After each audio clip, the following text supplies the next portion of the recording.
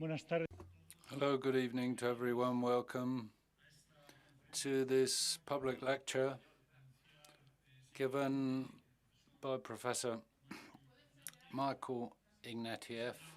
It's a great honor for the Ramón Areces Foundation, the Center for European Studies of Harvard University, and especially for me, José María Benito, to present Professor Ignatieff, well known for his many books, his enormous activity, public activity as an intellectual, as a defender of a series of ideas which he's always believed in, and also as an active politician. Today we also closed the first workshop, the first working seminar we've had with the Center for European Studies on the topic of democracy, crisis, not crisis of democracy, in different parts of the world, in the US, in South America and Europe. And it's been a very great pleasure to have a series of colleagues from Harvard University with us. We've debated with a large group of Spanish colleagues about these issues and topics. And Professor Ignatieff's lecture is the final part of this very fruitful series of activities. It's not easy to introduce Professor Ignatieff. I'm going to start with a quote from him. I hate the fashion of pessimism. That is a quote from him from a recent interview in Spain. I think that it summarizes perfectly well what he is and what he thinks. And he thinks that the human being can be perfected. He believes that human societies are perfectible. He believes that through human action, thought, but also through other very important things like feelings, art, transcendence, consolation. The title of his latest book on consolation. Through all that, we improve our lives, we improve our society, we improve the world in which we live. And obviously there are many difficulties, and obviously there are frailties and fragilities and even tragedies. And that book is the result also of tragedies that he has experienced personally. A lot of human beings have to undergo very complicated situations. Societies have to undergo dramatic situations, revolutions, crises. We've undergone in the world, and we're going through very important, significant crises. But at the same time, human beings have the ability to overcome those crises, to learn from those situations of weakness, has the ability to improve and to improve itself, and it does so also through its coexistence with other people. And this book, Professor Ignatieff, that I am focusing on, of 2021, talks about all these issues, and it does so through a series of figures in history, or in the history of culture and art, people like Dante, like Boetius, like Hume, like Michel de Montaigne, El Greco, he's a great, Professor Ignatieff is a great lover of Spain and Spanish art, and he devotes a whole chapter to El Greco. And in that book, which deals, as I say, with the topic of consolation and how art and other people and coexistence and transcendence help us to overcome those critical existential situations, El Greco plays a leading role. Who is Professor Ignatieff? Well, he was trained at the best universities in the world. He was born in Canada. His mother was Russian, his father Canadian. He studied at Toronto University. He went to Cambridge, to Oxford, and then after that he was professor of history. That's his main profession, but also a writer who was nominated for the Booker Prize, the most prestigious literary prize in Britain, who has, for many decades, produced documentaries and interviews for the BBC. For instance, he was telling us today that he interviewed Gorbachev at a critical point in time in the history of Russia. And he has also been professor at universities in Canada, Toronto, British Columbia, and then for a long time, and very significantly, at the Kennedy School of Governance at Harvard University, where for years he was the director of a chair. He had a chair which was devoted to the discussion of what he has focused on: democracy, human rights, communication, public opinion.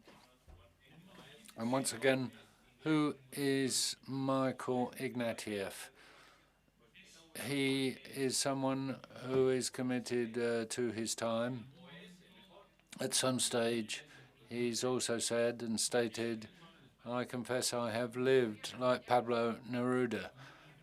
When somebody asks him at the end of your career, such an intense, vital career, you've been professor, you've been a journalist, a politician.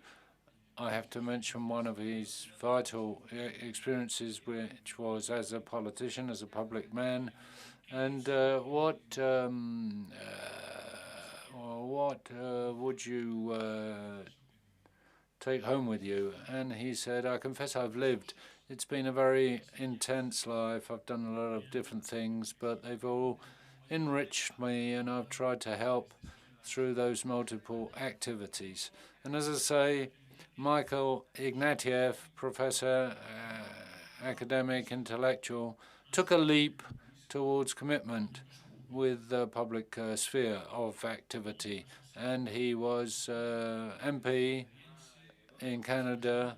Then he was leader of the Liberal Party, traditionally the party that has governed most in Canada, and then candidate for Prime Minister in Canada.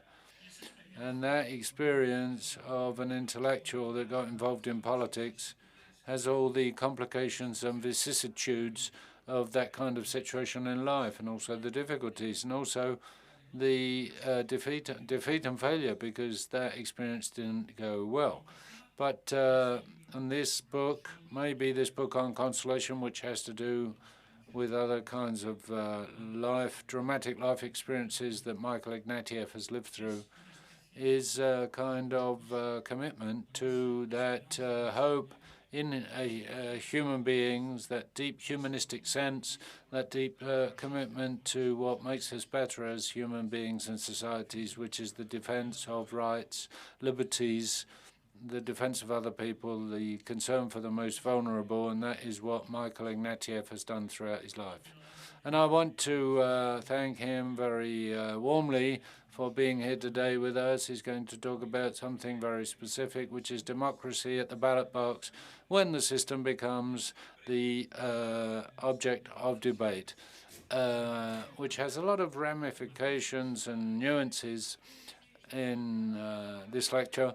And before I pass the floor to him, as I've said, and with a little bit of and because I know that he likes it and likes it a lot, I've brought some lines of poetry from Anna Akhmatova, the great Russian poetess who lived and suffered the tragedy of the Russian Revolution. And it's very brief. It's 4 lines, a verse. "Oh, there are incomparable words that he who, or those who repeat them, ruin them. The blue, the endless blue of the sky is alone. And divine mercy is divine." Welcome, Michael Ignatieff.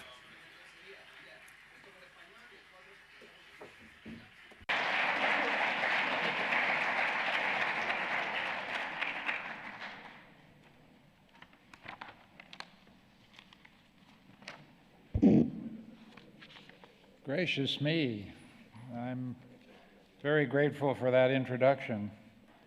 I hope it won't create expectations that leave you all going out into the night deeply disappointed. But I thank you for the kindness. I also deeply appreciate the reference to Anna Akhmatova, whom we should all revere for her courage and poetic brilliance. And it's an enormous pleasure to be here. I'm surprised to see all of you here in such numbers. I was informed that tomorrow is a holiday in Madrid, and your patron saint's holiday. So I don't know why you're here at all. You should all be out in the country somewhere. So I'm very touched that you've stayed for a serious, long, intense lecture on democracy. It shows that you're good Democrats. And I'm a Canadian, and so, as you know, Canada's a perfect country, and that entitles us to say anything we like about the democratic failings of other countries. And so I shall probably say something about Spain in the course of this, and if it leaves half of you furious, then I will have done my job. But I do want to thank the Foundation for this extremely generous invitation. There are some members of this audience who were at this extraordinary conference earlier today, which is a kind of festival of riches. I met some of the scholars and writers and thinkers about democracy who shaped my feeling about democracy all my life, so it was an extraordinary privilege to be in that room with smart people and clever, engaged, amazing Spaniards of all political persuasions. So thanks to the Foundation for making that possible. It was a feast, a feast. So let me get started. My subject is democracy on the ballot when the system becomes the issue. And I'd like to start by talking a little bit about democracy. Democratic self-rule is an unending argument about what democracy is. In every bar in Madrid, at some point on a Friday night, someone will say, "That is democratic," and the other person will say, "That's not democratic." That's democracy. We live in a form of government in which we never actually agree what it is. Is it majority rule, or is it constitutional rights, separation of powers, a free press, and independent judiciary? Is it government by the people, for the people, and of the people, as Lincoln said?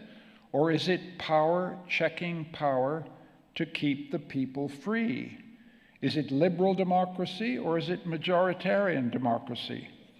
Who seriously supposes that these are settled questions?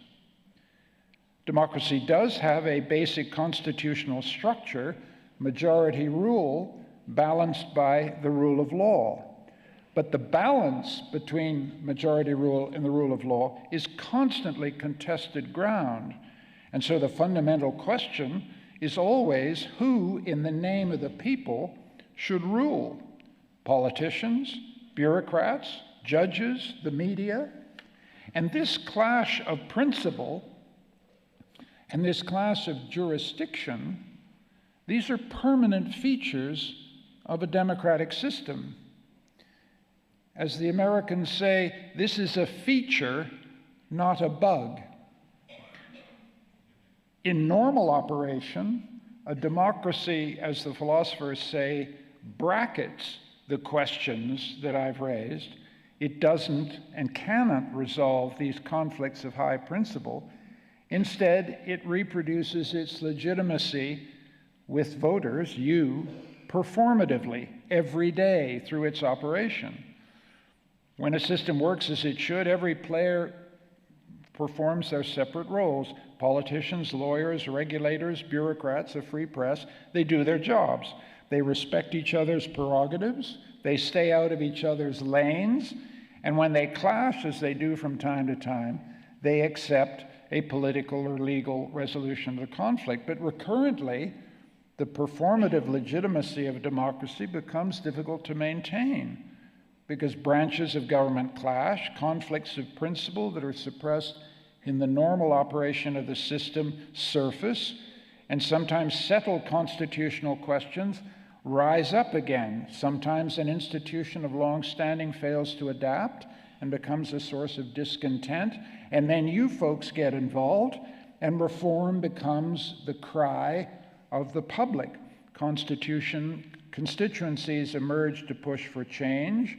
Constitutions are rewritten, institutional balances are redrawn, old institutions are rewired and refurbished, and the overall performative legitimacy of a democracy is improved. So we need to think of democracy as an operating system, but it's a constant improvisational concert of competing sources of power in constant evolution and change. And how can it be otherwise if the freedom of its members, if the freedom of each of you is the ultimate goal, purpose, and rationale of democracy itself?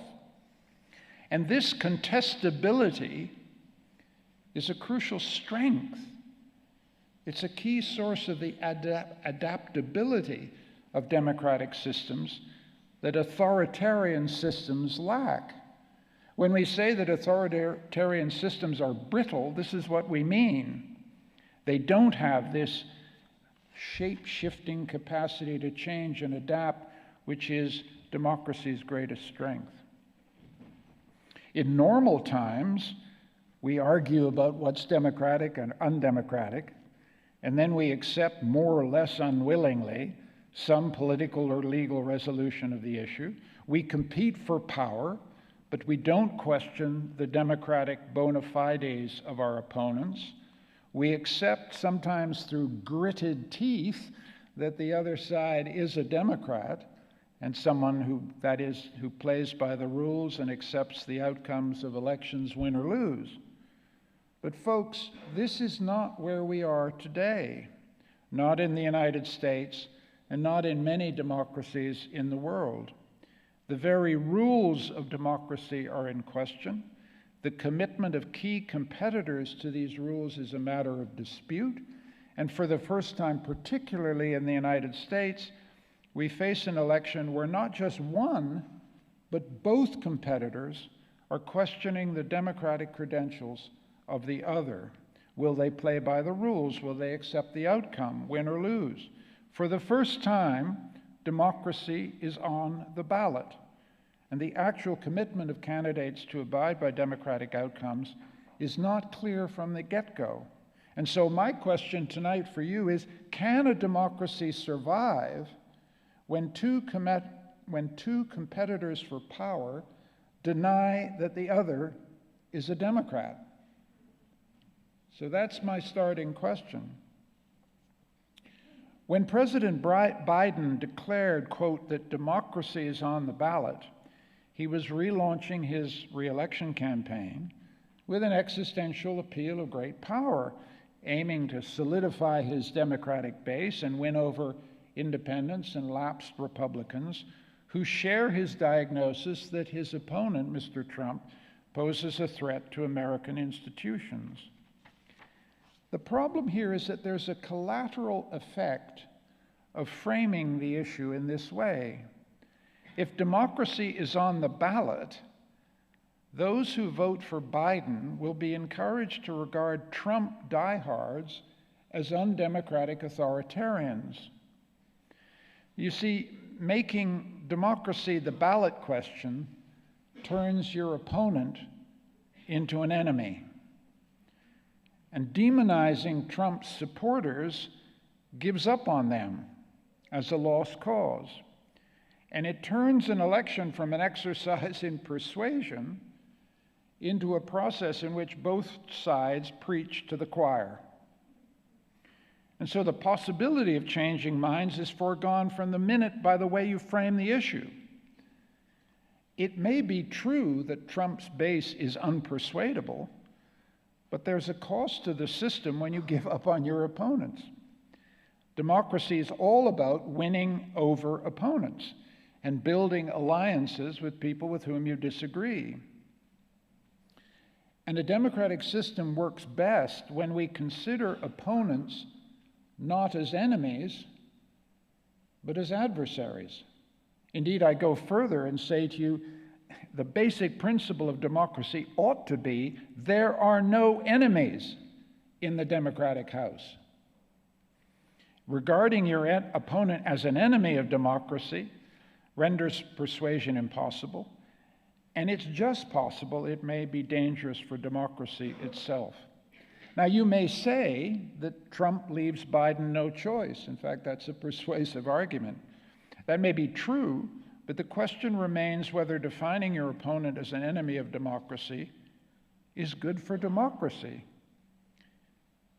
It may be true that America is polarized, but truth, to adapt an African proverb, is not always good to say.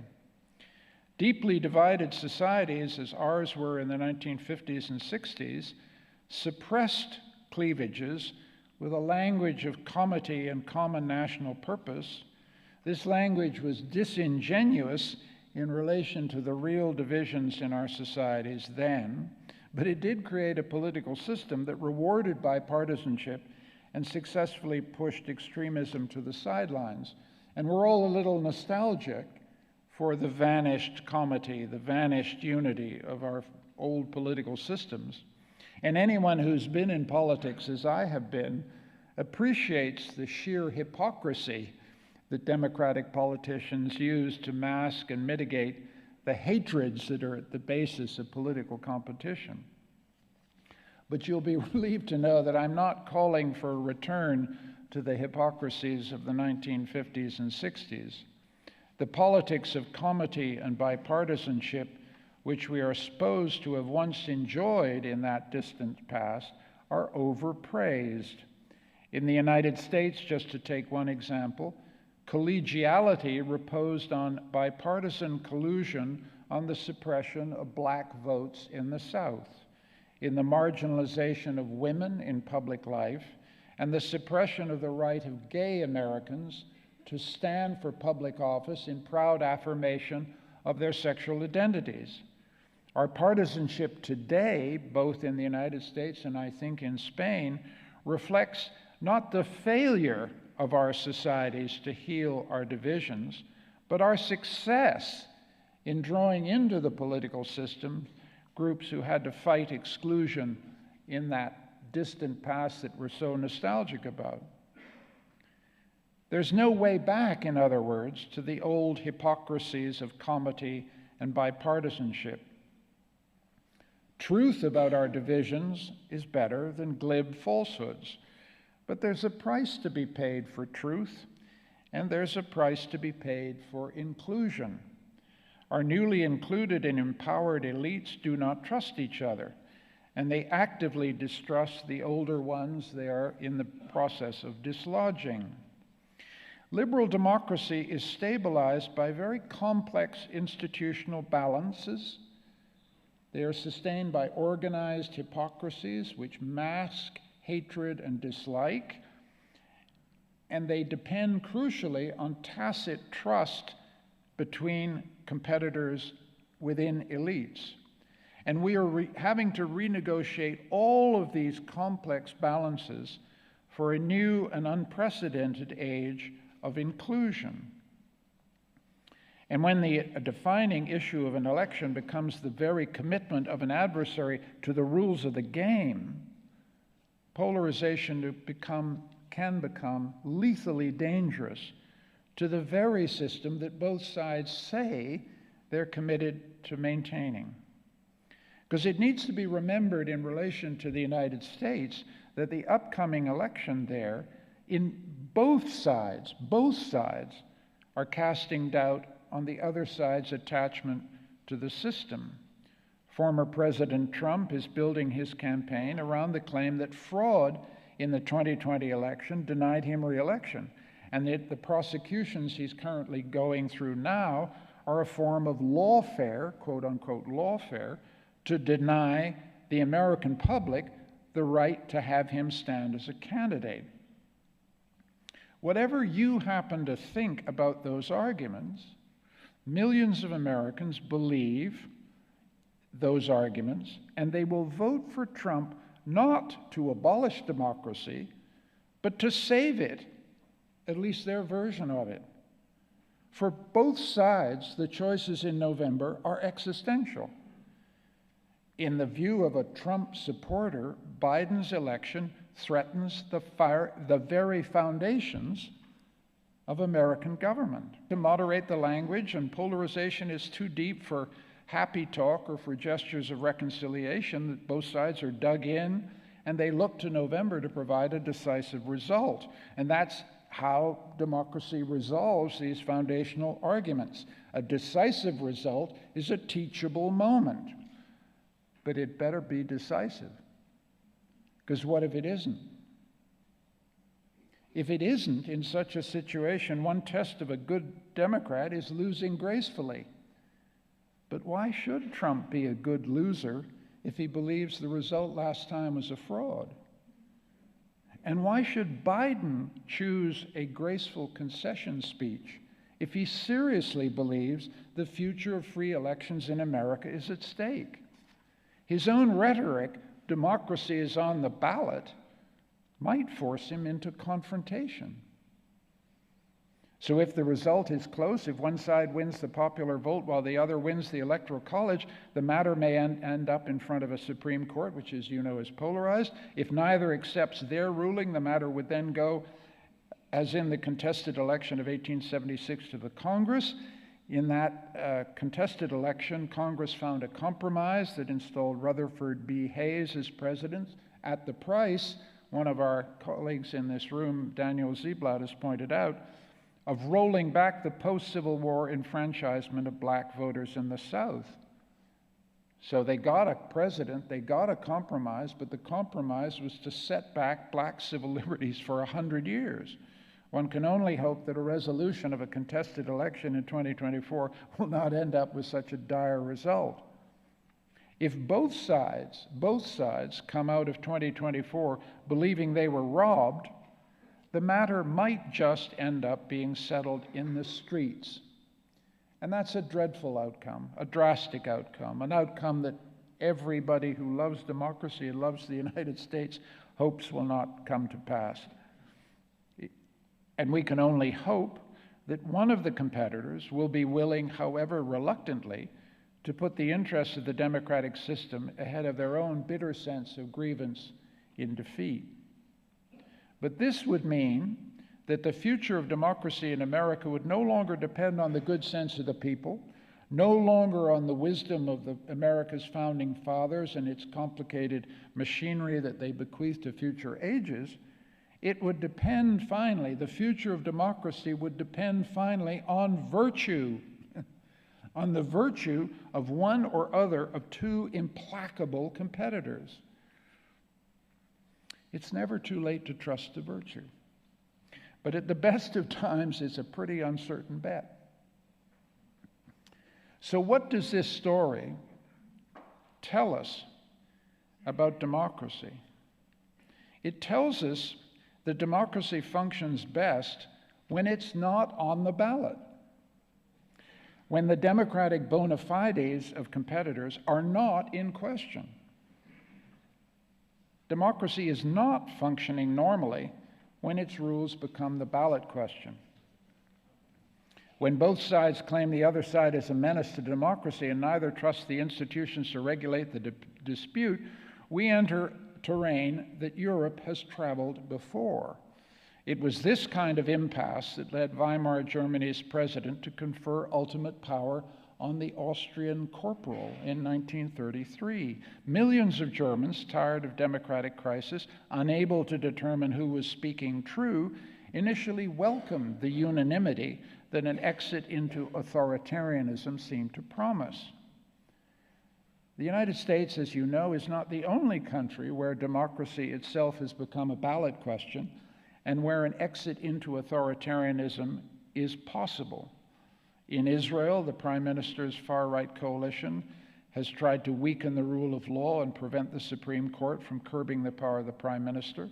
And despite months of mass protests by courageous Democrats in Israel and the disaster of a full-scale war in Gaza, the Netanyahu government seems determined to remake Israeli democracy in its own image. In Turkey, Erdogan used the pretext of a military coup to round up political opponents, neuter the independence of the courts, universities, and the media, and consolidate power in his own hands. In India, opponents of Prime Minister Modi claim that if he wins the elections currently taking place, this will put Indian democracy in danger. In Orbán's Hungary, which I have had dolorous experience with, Orbán's opponents seek likewise to make his dismantling of democracy, and there's no doubt it's been dismantled. Those opponents are hoping to make his dismantling of democracy the ballot question in future elections. Now, at this point, I'm about to leap off this platform into trouble, but I'll just go ahead anyway for the sake of keeping your blood pressure up. I hesitate to put Spain in this company, given the enormous success, the admirable success that your country has made of its transition out of authoritarianism since the 1970s. But clearly something is amiss in the democratic debate in Spain. It's not for me to say. I leave it to our Spanish colleagues to tell us what's wrong. But from the outside, it does appear that democracy is on the ballot in your country. The Prime Minister's amnesty to Catalan separatists in return for propping up his government has been a source of profound, enduring division, and the issue is not yet resolved. The Sanchez government argues that concessions to the Catalans are necessary to stabilize Spanish democracy, while the opposition insists that amnesty betrays the rule of law and damages democracy. Canadians are always pronouncing on other people's real estate and other people's problems. I forbear at this point telling you what I think, but I think there is a sense in which the basic rules of your democratic system are a ballot question now in a way that they haven't been since your transition. In these cases, the thing that we ought to be disturbed about or worried about or understand about it is that the word democracy is what I would call a promiscuous legitimizer. Democracy legitimizes everything, and that's what gives democracy a bad name. It's the sole remaining source of political legitimacy in the world today, and so every crook out there uses it to justify their latest low deed, including Vladimir Putin, for God's sake. So Democrats and authoritarians alike use democracy to legitimize their own very different ends. This is why authoritarianism is a permanent temptation and a permanent danger, even in societies that have made a successful transition as you have done. It's a temptation because it always arrives, authoritarianism always arrives in the modern world cloaked in democratic garb. That's the problem. In normal times, democracy reproduces its legitimacy not by rhetoric, not by fine words, but by the daily grind of performative operation. And in crisis, unfortunately, quotidian performance, the daily grinding out of the system, doesn't restore faith in the system itself, especially among those on the losing side. And when it fails, those who lose may decide to take power in their own matters into their own hands.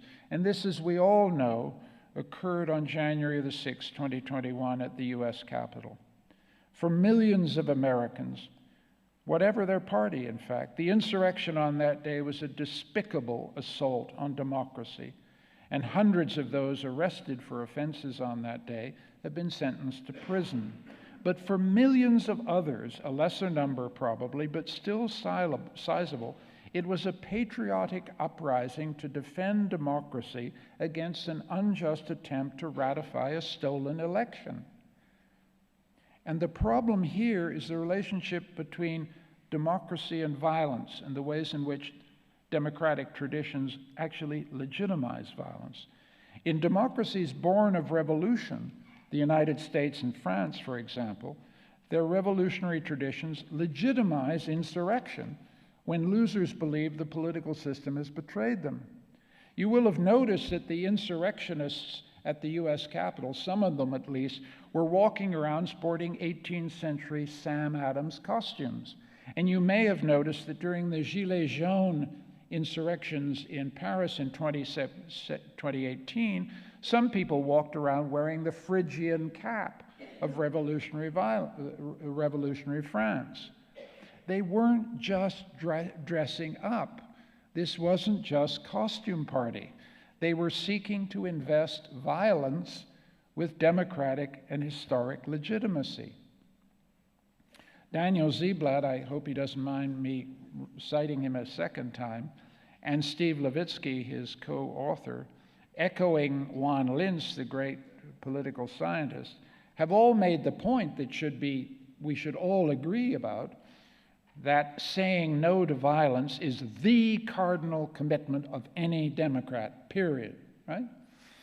That's true.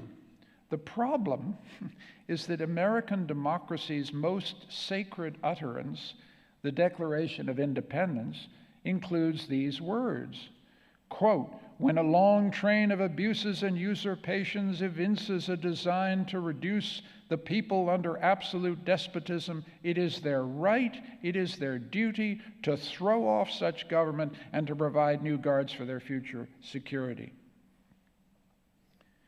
This is what I mean about the promiscuous legitimation of democracy, because it helps us then to understand why Trump feels entitled to celebrate the insurrectionists of 2021 now in prison, not as criminals, but as martyrs to freedom. The problem that Robert Kagan, a very important author in the United States who's just got a forthcoming book out, the problem Robert Kagan argues in a forthcoming book is not democracy's ambiguous relation to violence in principle or its revolutionary origins of that legitimation, but something else, the deeply embedded tradition in America of political movements prepared to use violence to achieve their designs. There's no question that is a problem. Trump stands in a long tradition that stretches back to include Joe McCarthy, Colonel Lindbergh, Father Coughlin, Jefferson Davis, and the racist secessionists of the Civil War. And democracies then and now have harbored violent authoritarians, and not just in America. One of the shocking aspects of Modi's India is that the radical sectarian Hindu parties claim the assassin of Mahatma Gandhi as one of their heroes. And Modi himself has never disavowed that association with political murder. Marine Le Pen's national rally has authoritarian anti-Semitic roots that make its attachment to the Constitution of the Fifth Republic at best uncertain. Alternative for Deutschland's leaders in Germany cunningly play upon Nazi nostalgia while pretending to be Democrats. And Italy's leading party in the ruling coalition retains a very ambiguous relation to its lineage with Mussolini's fascists. So there's no shortage of democratic players whose commitment to the rules of the game, especially to nonviolence, is open to question.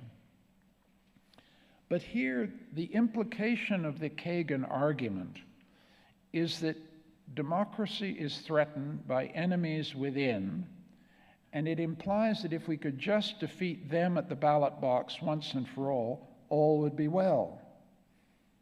We all want to believe that authoritarian populism is the democratic crisis, and that the crisis can be solved with the electoral defeat of authoritarian populism, of left or right.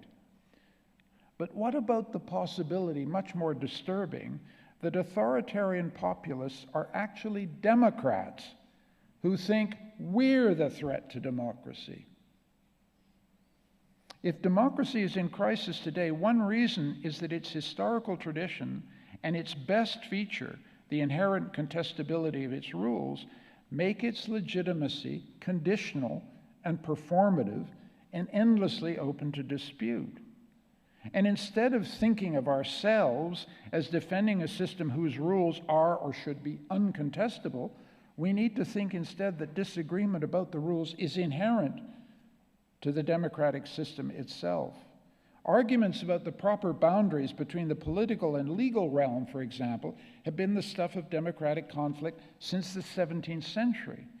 And these arguments, central to Trump's challenge to the legitimacy of his prosecution, are not going to end with Trump.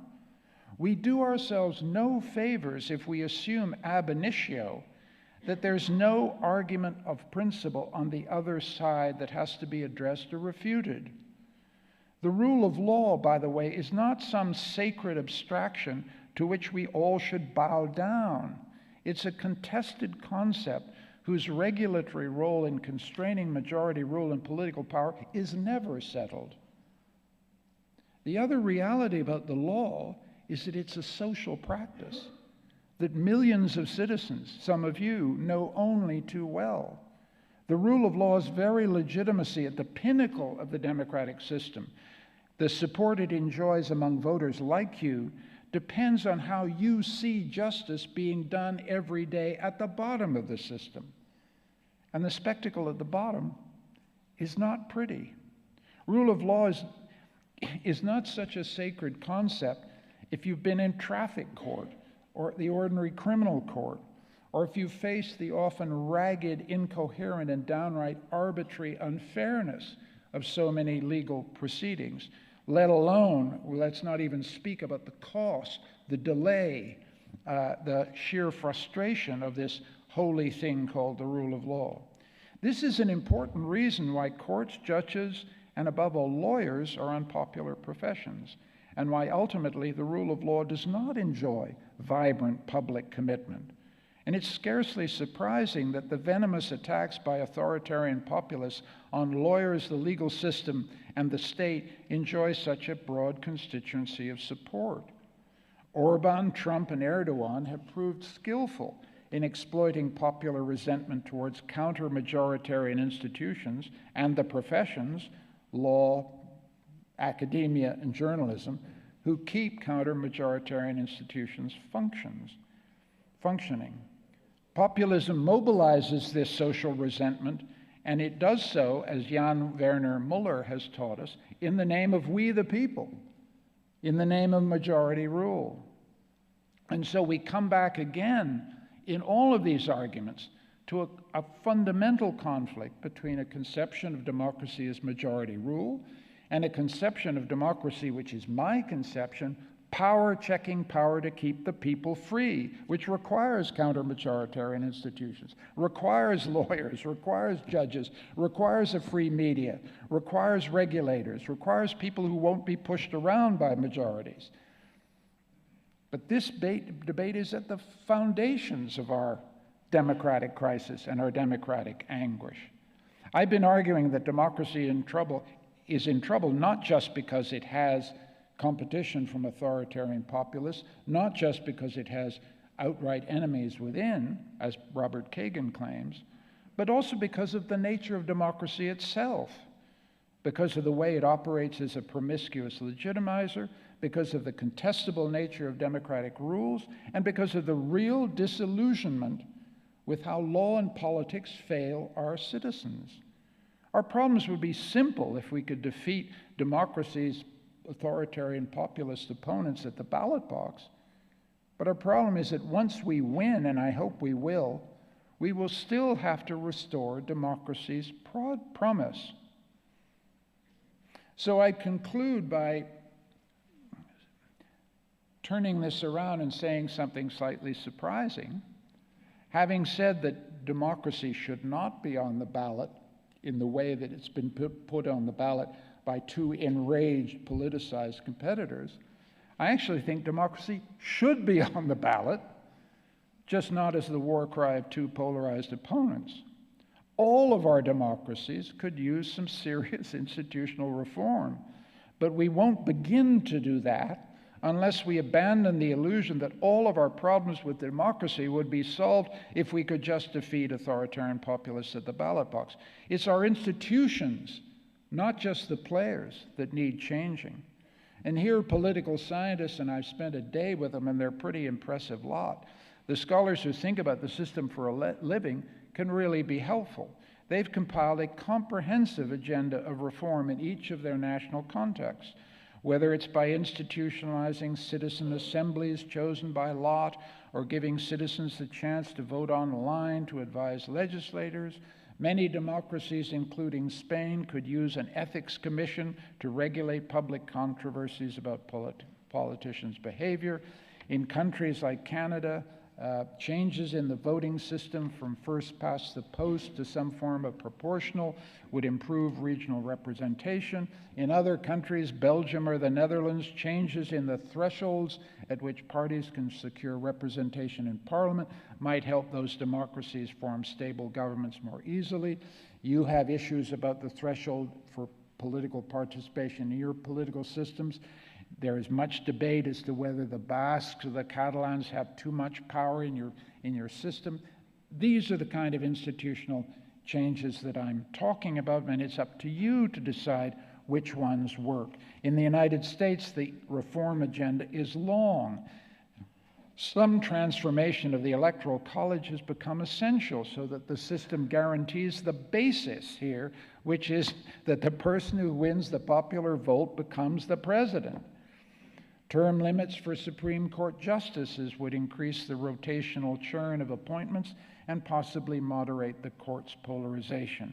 Electoral primaries could be reformed to produce less extreme candidates. Nonpartisan districting commissions, a common feature in many democracies, including my country, the perfect country, Canada, could help the United States escape the increasingly grotesque partisan gerrymandering of electoral districts. I could go on all night with this. There's no shortage of proposals to reform our democratic system, and it would be a waste of time for me to rank my preferences and irrelevant, because these reforms must be tailored to the specific needs of each of your democracies. From my experience as a failed politician, there are some substantial obstacles to democratic reform. And the first is that the political constituency for institutional reform is actually quite small. Voters care about democracy, but they don't like to be bothered with complex proposals for political change. They're instinctively conservative about institutions, which is a good thing on the one hand, but makes it very difficult to change the system. And secondly, everyone judges any reform according to whether it favors their political party. And so the reforms, paradoxically, that stand the best chance of becoming law might be those where neither side can be certain whom it will benefit. Reforming the system means keeping reform, in other words, from being taken hostage in the war of parties, and this requires a leader to have a legislative majority in the first place, a strategy to win over gatekeeper groups in civil society, and an enormous amount of political skill.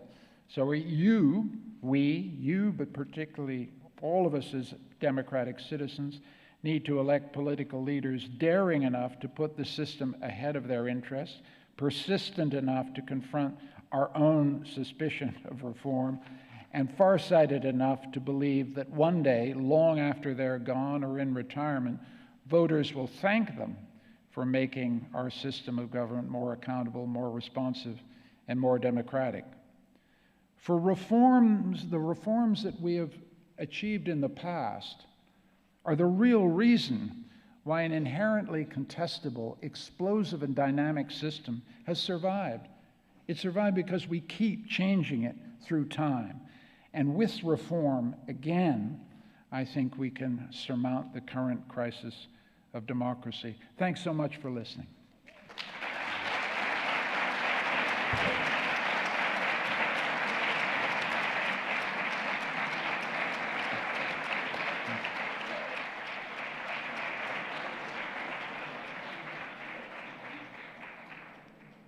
Muchísimas gracias al profesor Ignatieff.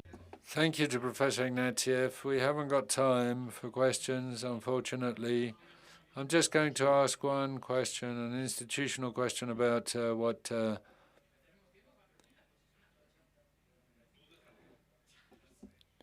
we haven't got much time for questions, but I will ask one institutional question. I will. Yes. Well, what can we do to avoid? We've been talking about this today very intensely, thanks to this program of the Center for European Studies of Harvard University and the Ramón Areces Foundation, thanks to the Foundation for making it possible to have this day of debate, of discussion. Thank you to Raimundo Pérez Hernández, the director of the Foundation. How do we avoid political adversaries becoming enemies? How do we avoid that? How do we avoid that? Do we need more public spaces? Do we need a common ground where people can meet and adversaries can meet and not go beyond that and become enemies? How do we achieve that? Well, I'm so glad you asked an easy question.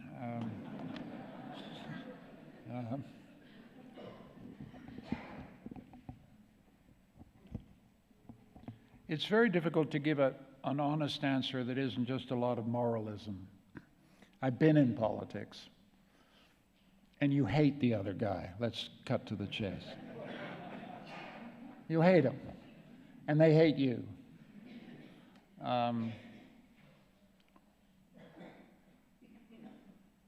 But fortunately, social life is full of those situations. In business, in families, we hate each other. In sports, we hate each other. And social life depends on certain organized hypocrisies, certain rituals, certain forms of forbearance, which are not necessarily exercises in virtue. In a family, for example, we think, there's one more thing I want to say to my wife.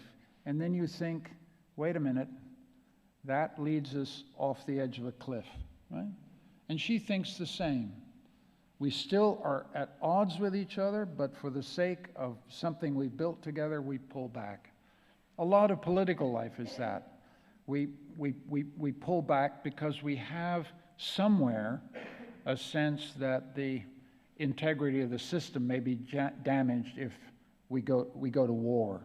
Politics is the alternative to war. It's the only thing we've ever invented that keeps us from war. But it can't be sustained by moralism, by high-mindedness. It's often sustained by hypocrisy and by the calculation.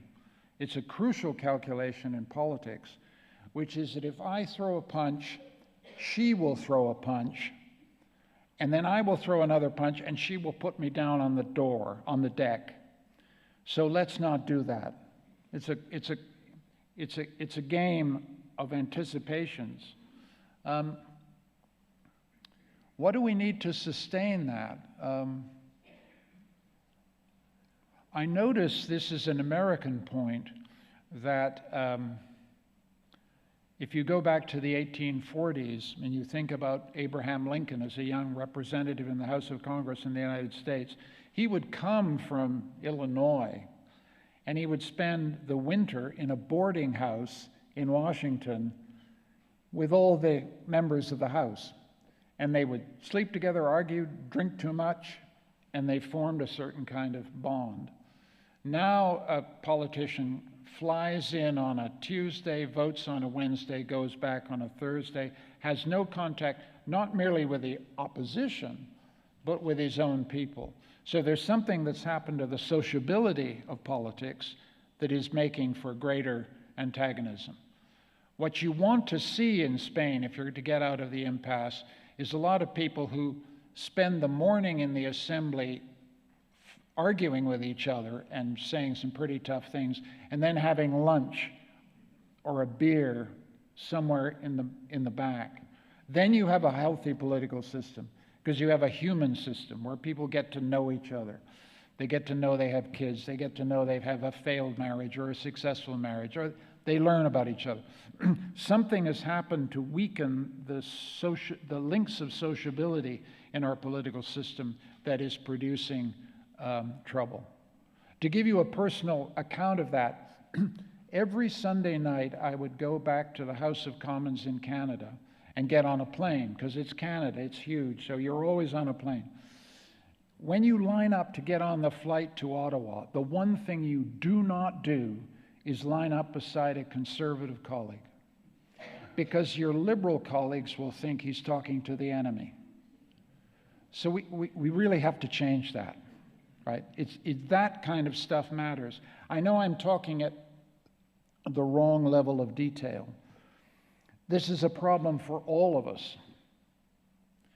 And part of the problem, I think, is that to a degree that we don't understand, political identity has become our identity. Everybody notices that. There's something that's gone wrong about this. Yes, I'm a liberal, but it's not all of me. And I'm a funny kind of liberal. I'm quite conservative about some things. But when I'm out there in the world, I have a big L on my shirt, you know? And so there's something about what's happened to our identities that ought to trouble all of us. Because we're men, we're women, we're white, we're black, we're brown, we're green, we're Catholic, we're Protestant, we're secular, we're atheist. We like Barcelona as a football team, we like Madrid as a football team, on and on. We have multiple identities, but somehow our political identities have now become decisive to our identity in ways that I think is disastrous for our politics and disastrous for our public life. And then what's gone with it is a kind of unbelievable sense of certainty, which is so disturbing. Societies that are successful are societies with a certain kind of humility. And the thing that is amazing to me as a historian is how certain we are about every goddamn thing. You know? We don't have the faintest idea what history is going to do to us. And that ought to teach us to be more moderate, be more cautious, to be more careful, to listen more carefully to other people. Because all of us are on a train and we don't know where this damn train is going, and we don't know whether it's going to stay on the tracks, right? And that sense of historical arrogance is terribly disturbing. I feel it in myself. I'm not denouncing anybody else. I'm talking about something inside myself. I want to take my political identity out of me more. I want to take the certainty out of me more. And finally, listen a little more carefully. Thank you.